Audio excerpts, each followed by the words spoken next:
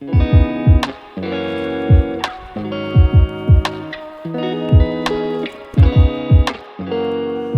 mėlėjai. Pagalvojau, kad kadangi jau turiu lentą iš enduro nuotykio, tai gal būtų visai gera mintis padaryti sezono apibendrinimą ir įvertinti visus motociklus, kuriuos turėjau 2023 metais. Svarbu paminėti tai, kad tai bus tik tai mano nuomonė, labai subjektyvi.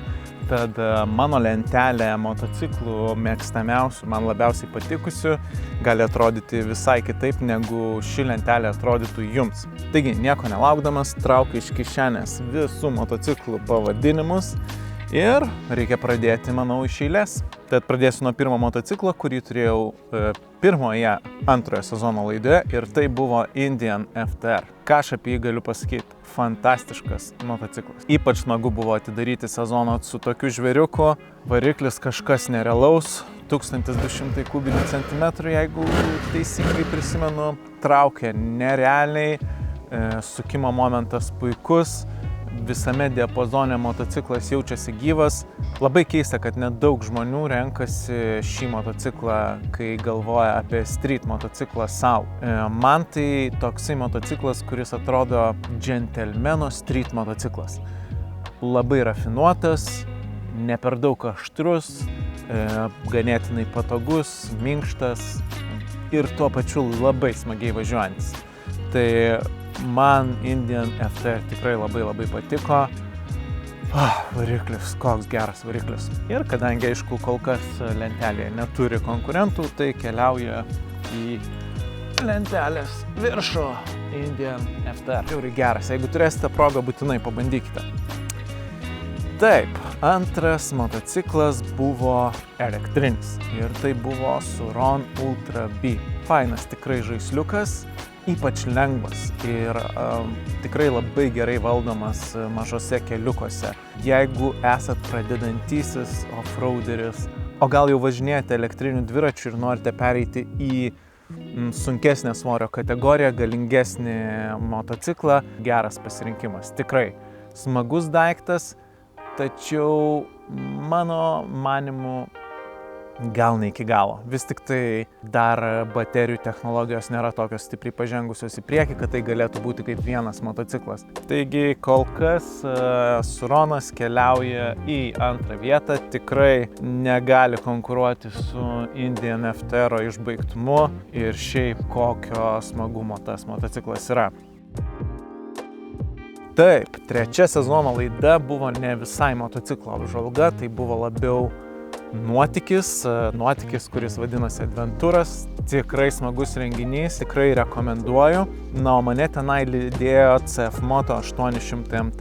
Jau pirmam sezone turėjom šitą motociklą ir tikrai galiu pasakyti, kad labai neblogas motociklas.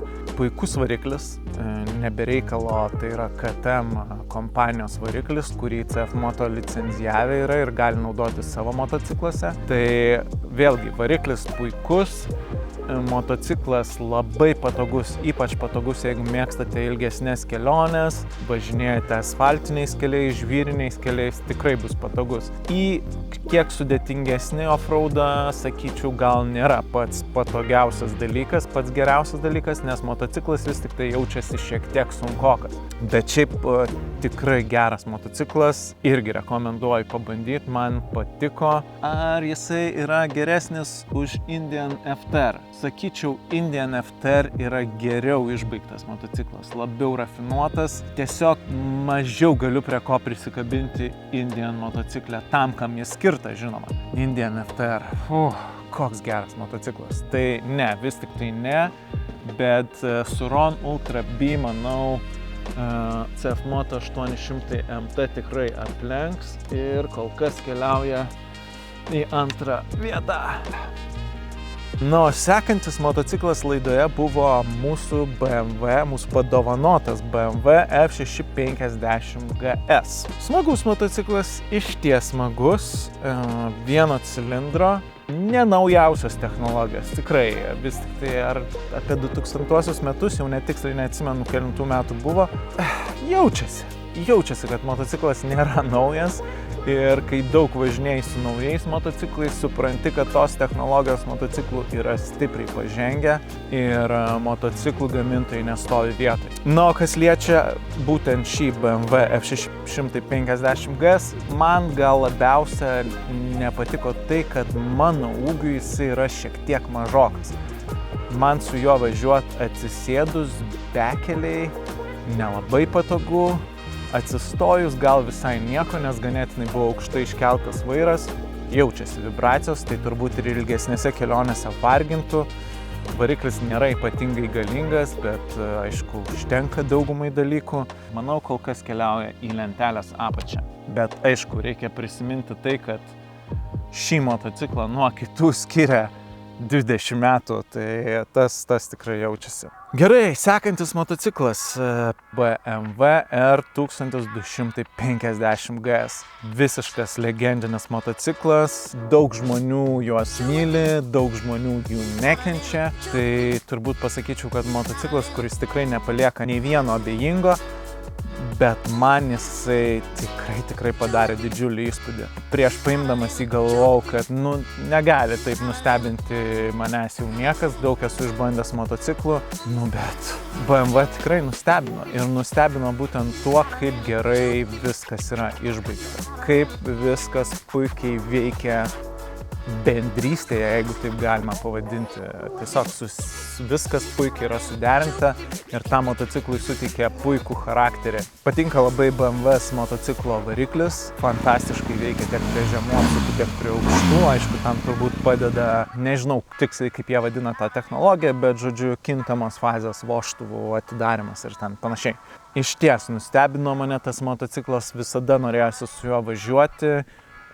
Buvo smagu važiuoti tiek mieste, tiek užmiesti, tiek lengvoj bekeliai. Tikras nuotykiautojo motociklas, su juo norisi sėsti ir leistis į nuotykį, kad ir kur tas nuotykis tave nuvestų. Be abejo, kol kas BMW tikrai keliauja į lentelės viršų.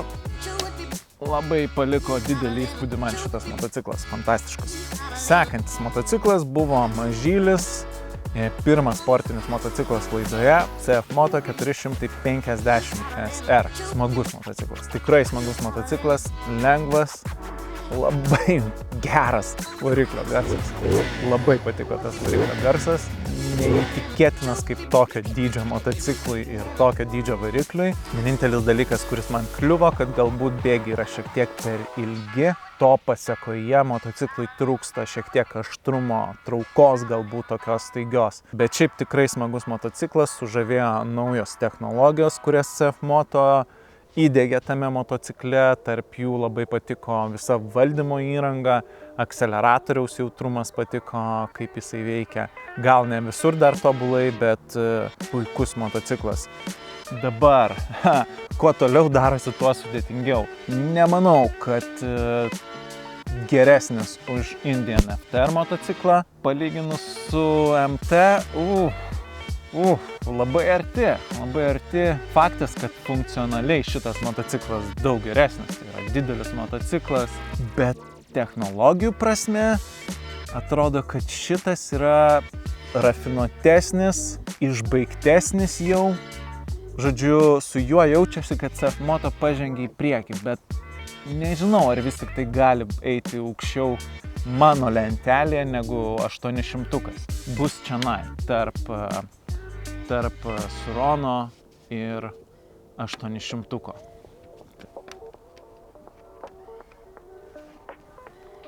Taip, toliau.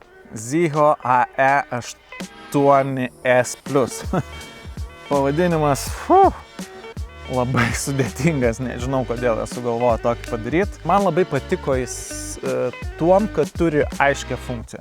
Tai yra miesto motoroleris, skirtas važinėti mieste, labai komfortiškai tą daryti, turintis puikią galią miesto režime, tai nuo sankryžos šauna į priekį kaip raketa tiesiog. Jeigu nebandėte, tikrai pabandykite, nustebins tai, kaip jisai traukia. Ir beje, tai motociklas, kuris tinka A1 kategorijai. tikrai fainas žaisliukas. Dabar kurioje vietoje eitų lentelėje? Vėlgi reikia žiūrėti į tai, kas man labiau patinka. Man patinka variklio garsas, man motociklas yra labiau laisvė, pramoga, ne tik susisiekimo priemonė. Tad sakyčiau, tikrai nebus aukščiau negu CF Moto 450 SR. Bet ar tai yra geresnis negu Sur-Ron Ultra B? Šiuo atveju turbūt taip. Vien dėl to, kad jis jaučiasi solidesnis, labiau išbaigtas, jaučiasi turintis aiškią funkciją. Štai, kol kas lentelė atrodo taip. Kągi, sekantis motociklai buvo ne vienas, o netgi 2 laidoje. Lyginom CF Moto CLX Adventure su CLX Sport. Taip pat iš šios gamos yra ir 3 motociklas, kurį turėjome pirmoje sezono laidoje, tai yra CLX Heritage, jeigu neklystu su pavadinimu.